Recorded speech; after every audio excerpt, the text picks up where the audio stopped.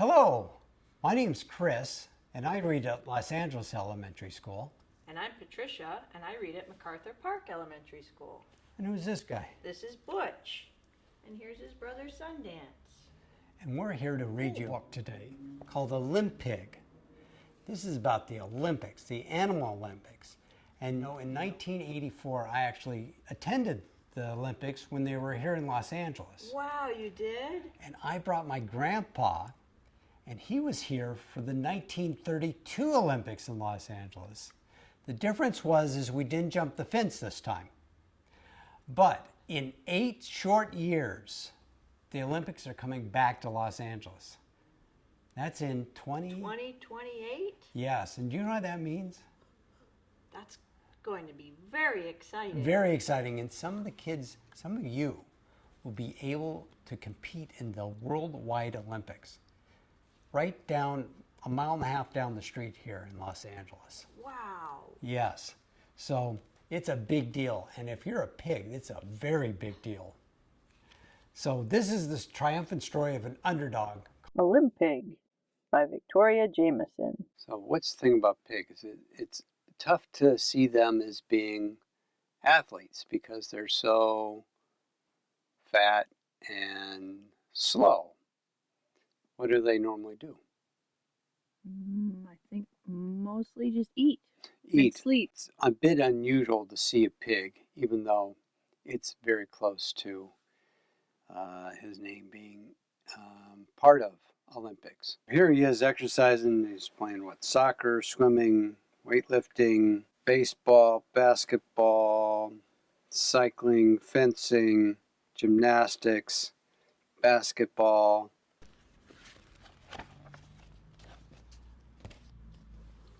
One day, pigs around the world watched a special news flash.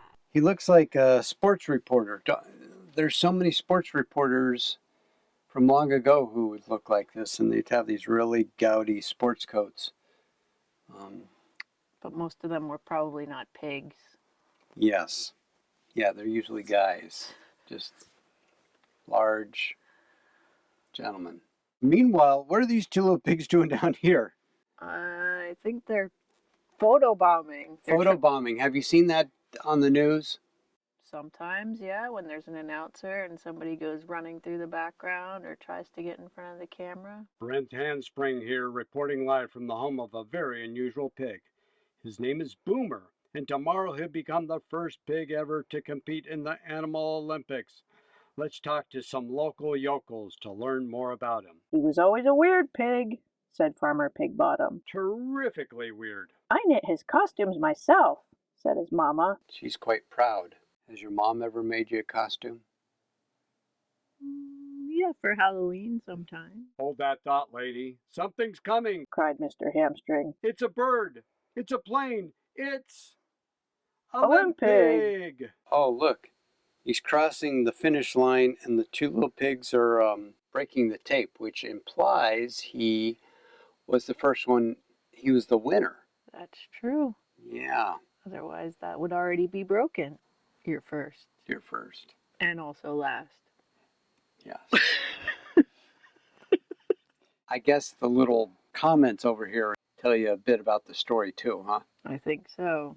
Does he know he's the only one in the race? Terrifically weird. That's my boy. But Mama's still proud. That's my boy. So he has some adoring support staff here. The other little pigs. I wonder if they're his brothers and sisters. I wonder. Quite possibly. Yeah. Mr. Hamstring sat down to talk with the big pig himself. The other animals in the Olympics will be faster and stronger than you. Tell me, Boomer, how can you possibly win a gold medal tomorrow? Oh, I'm sure I will win, said Boomer. If you practice and try your best, you can do anything. Boomer spent the rest of the day practicing as usual. Guess I'll have to rebuild my fence again. Take me home. Leave me alone. Do you think the guy in the wheelchair wanted to be in the exercise routine? I don't think so. I think he wants to go home. He looks pretty scared. And he spent the night dreaming of Olympic glory, as usual. What do you think his dreams mean? He's meeting the penguin. That looks pretty official. And His face is on a cereal box. You know what that's about? I think sometimes athletes, when they win things, they get their faces on Wheaties boxes. Wheaties. What's the thing about Wheaties? I think it's the cereal that athletes eat. Or at least they're marketed to athletes, marketed to people that think they're athletes.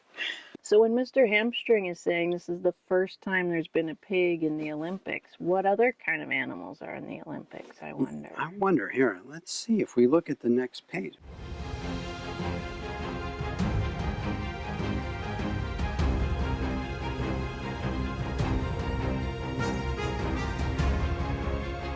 Page. Oh, well, these are these spectators?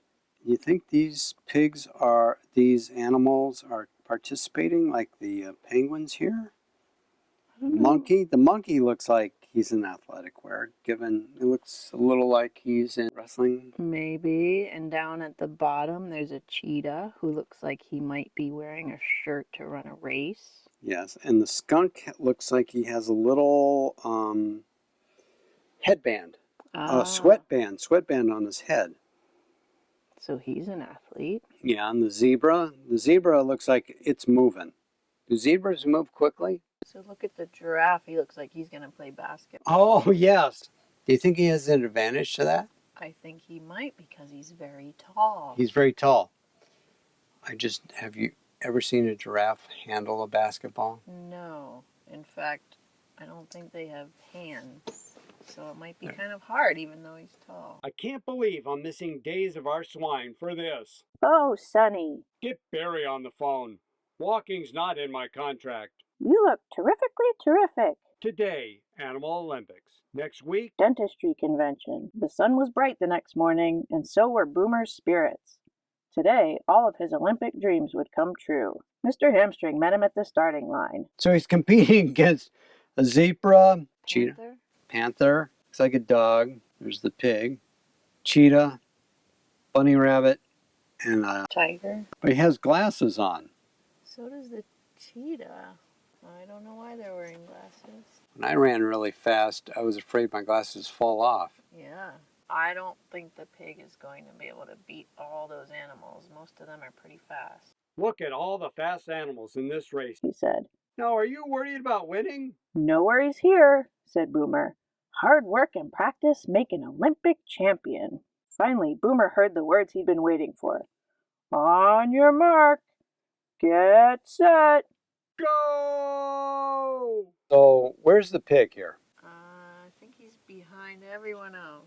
Yeah, so he's on the track and they're on the track, but they look like they have already gone past the finish line. That makes him... I think he's last. Have you ever heard someone say, I'll leave you in the dust? Yes. It kind of looks like that's what happened there. That looks like a lot of dust there. Yeah. Because they're going really fast. Boomer took the loss pretty well. Well, he took the loss pretty well. Do you think he really did? Or is that a little sarcasm?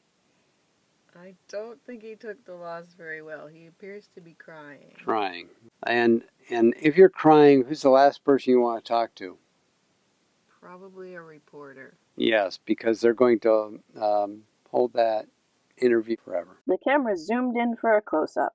Do you think this was all a big mistake? Asked Mr. Hamstring. A mistake? Sniffled Boomer. He cheered right up. Well, he got cheered up by the reporter. Now, did the reporter look happy at that? No, he looks angry or frustrated. Frustrated because he wanted a real admission that the pig was a loser or something. So I think the reporter was asking, was it a mistake for Boomer to be in the Olympics? I see. And I think Boomer said maybe just that race was a mistake. It was a mistake to enter that one race, or he had a mistake during the race. Otherwise, he would have won. Maybe. I'm not sure which. Yeah.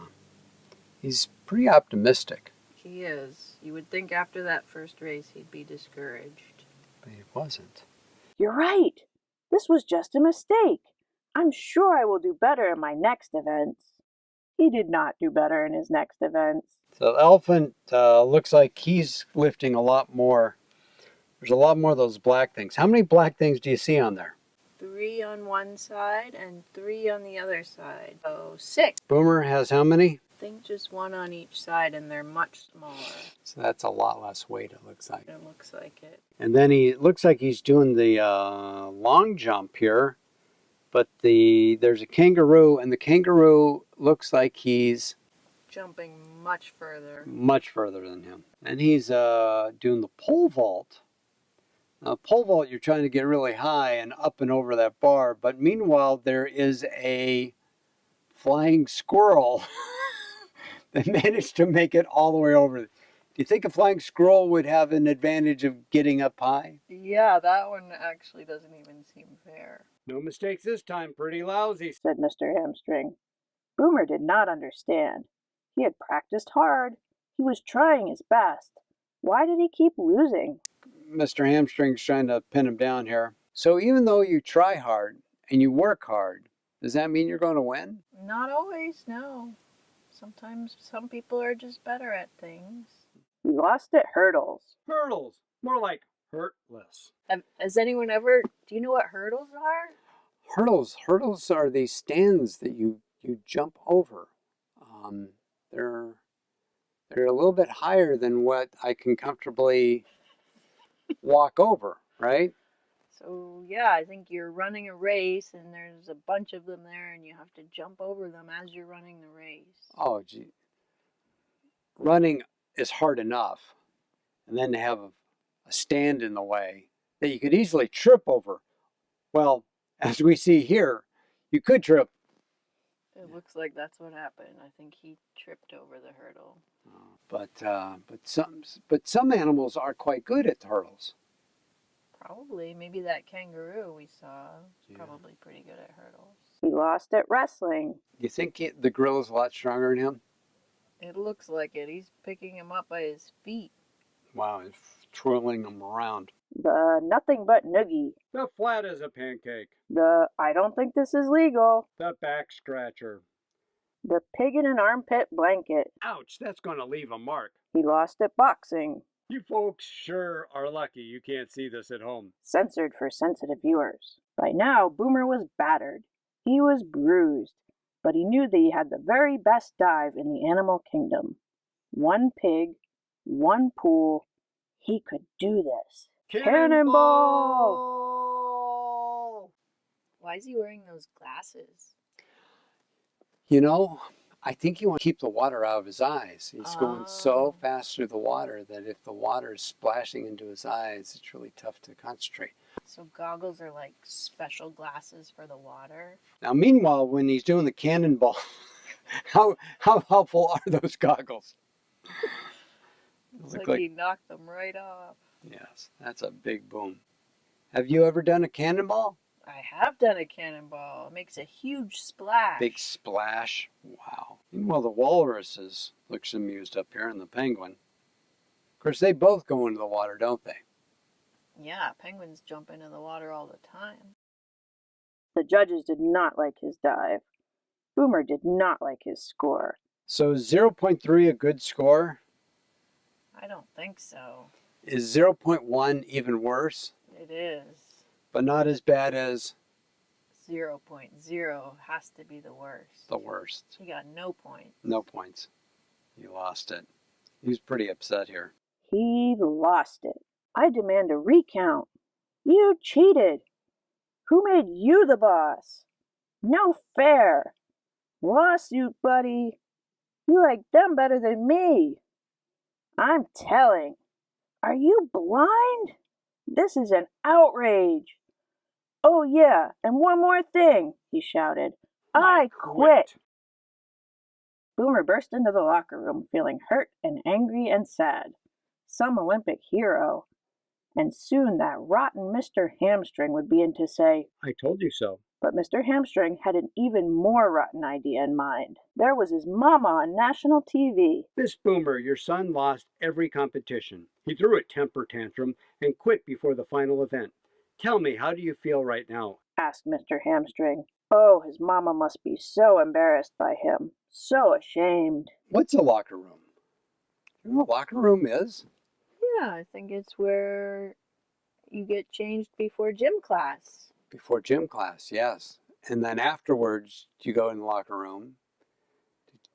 After you shower, it also have showers in there usually, and then you can change back into your clothes, right? Exactly. So I think they also have locker rooms for athletes who are participating in sports or even the Olympics. Yes, in the Olympics.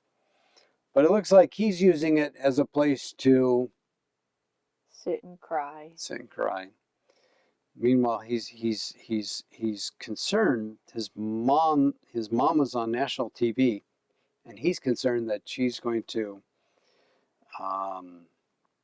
what? That she's going to be embarrassed. I think so, yeah. So ashamed. So what do you think she's going to say? I think she's probably going to be proud of him no matter what because it's her son. Her voice rang clear around the stadium. My son may not be perfect, but he is still my special little boy. Boomer, wherever you are, I love you and I am so proud of you. Would your mom say that of you? Maybe not about the temper tantrum. I think she'd be upset with me for throwing a temper tantrum like that. Boomer did not feel proud. Olympic champions did not quit. They practiced hard, they tried their best, and they never gave up. And there was still one event left. He stepped into the arena. Ladies and gentlemen, I am sorry for losing my temper.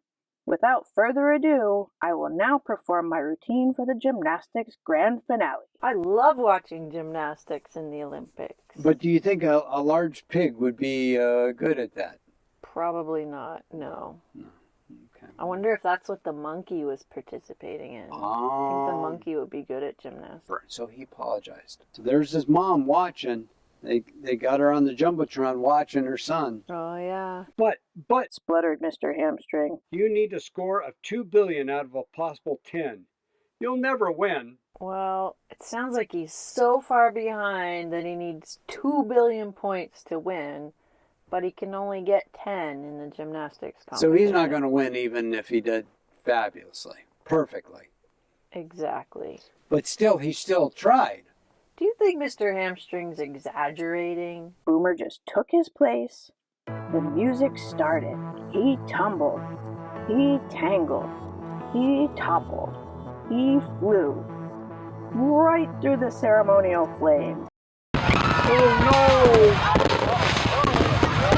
He got the lowest score in Olympic history. That was bad. Mr. Hamstring croaked, Any final words for viewers at home? Well, Hammy, maybe I didn't win a gold medal today, said Boomer, but I realized something very important. I realized today has been terrific practice for the Winter Olympics. That was a big boom. This shirt is terrifically tacky. Athlete extraordinaire, big dreamer, Olympic competitor, Boomer the pig. Wow. You got a medal there. Did you see this medal? Very cool. You know, in fact, we may do a really cool craft. Would you like to make a medal? I would love to do that. Oh, that'd be awesome. Maybe Butch will help. Maybe he will. So today we're going to do a craft that goes along with the book Olympig, and we're going to make an Olympic medal. We're actually going to make two, just to show some examples of different types of medals you could make. So you just need a couple things for this activity. One piece of construction paper. I have two because I'm going to make two medals. And then some sort of string or yarn or ribbon. Then you need some crayon. Just one or two is fine. A glue stick. Something round to trace, whatever size you want your medal to be. So for example, maybe a can or a plastic cup. Then you'll need some scissors. A ruler isn't necessary, but it does make it a little bit easier to measure. And then you'll need some tape. So first thing you want to do is make sure that whatever you're using to hang the medal around your neck is about 2.5 feet long. It doesn't have to be perfect, and it could be a little bit shorter than that, but not too much shorter or it won't fit over your head. So if you measure out 2 rulers and then another 6 inches or so, and cut your shoelace or your ribbon or your yarn that you're going to use to hang your ribbon around your neck. If you're using a shoelace, you might want to cut the hard ends off it.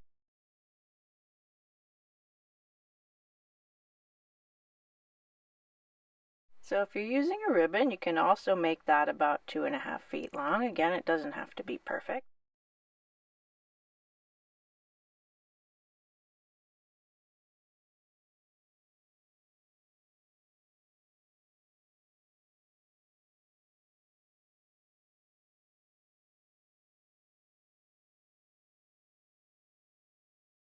At that point, we're done with the ruler, so you can put that away.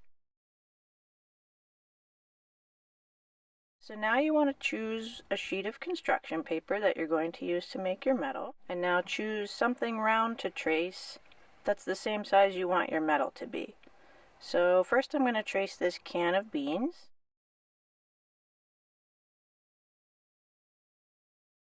I'm going to put it on the piece of paper and trace around it with a crayon. And I want to do this twice because the medal is going to have both a front and a back.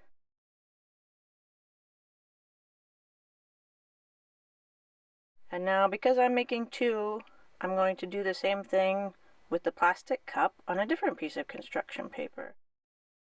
So I'm going to trace the cup twice so that our medal can have both a front and a back. So because I'm making two, I have a smaller one on the yellow paper and a bigger one on the orange paper. But you can just make one. Once you've got the circles traced, you want to decide which side's going to be your front and which side's going to be your back, and then draw a design on them that you want your medal to look like. I think on mine I'm going to draw a star on the back.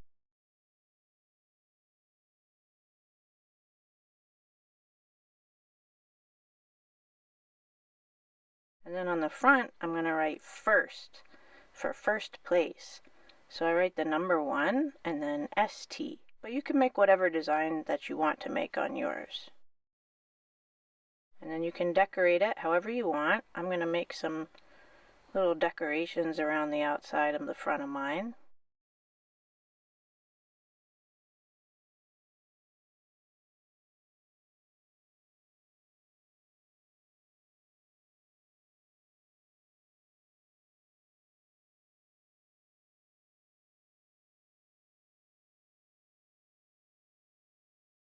Now I'm doing the design on my other medal, and I'm going to do the Olympic rings.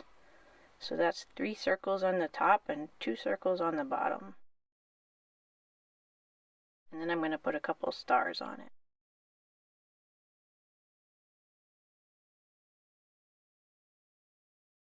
On mine, on the other side, I'm going to write gold, because this is going to be a gold medal. But again, you can make whatever design you want. You just want one design on the front and one design on the back. Or if you want them to be the same, you can do that too.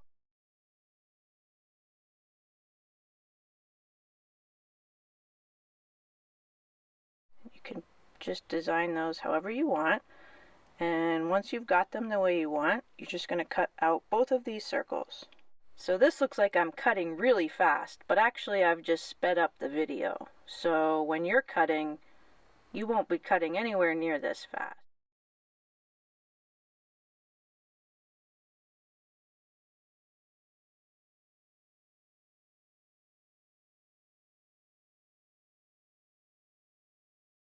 So now you've got one circle for the front and one circle for the back.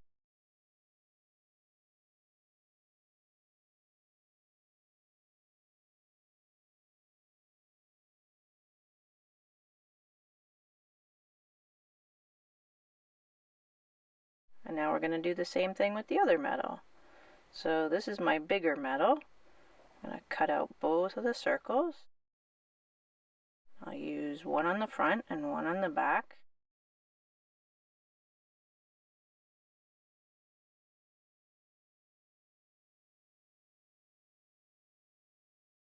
So once you've got both circles cut out, you want to line them up side by side and make sure you know which part of the circle you want to be at the top and which you want to be at the bottom. So if you've got writing on it, you want to make sure that you know which side is the top, or if your design has a top and a bottom, just make a note of which side is the top. So I've got mine both facing the right way right now. Now I'm going to flip them over and keep the top lined up at the top. And now on this one I'm going to use the ribbon that I cut earlier to be about 2.5 feet long. And I'm going to line it up on the back side of one of the pieces of my metal. And once I've got it in place, I'm going to hold it down with tape. And now I want to attach the other side of the metal. So I'm going to glue the two sides together. So once I've got the ribbon down, I'm going to put glue all along the back of that piece. Now again, I want to put glue on the other side of the metal. And you can see here when I'm gluing, it looks like I'm putting that glue on really fast, but actually we sped up the video. So when you're putting the glue on, it'll probably take a lot longer. And before I glue it down, I'm going to check and see which side goes on the top. So line them up and then press down really hard for a couple seconds to make sure that glue sticks really well. So now we're going to do the same thing with the other metal. Again, you're probably only going to make one. I was making two. Or if you want to make two, you could make one for your brother or your sister or your friend. You want to find the top of one side of your metal, line up your yarn or your shoelace or your ribbon so that both ends are pointing up toward the top.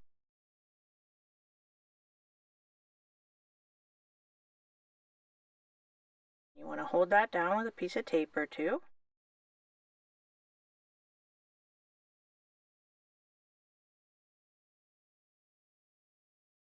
And once that's attached, I'm going to cover the whole back side of that metal with glue, and then the whole back side of the other side of your metal with glue. And then you want to flip it over and find which side you want to be on the top, and line that up with the top that has your yarn coming out of it. Push down to make that glue stick, and keep pressing on it for about 10 seconds. So count to 10 while you're rubbing your finger along this metal to make the glue stick nice and strong. And then your metal is done, and you can hang that around your neck.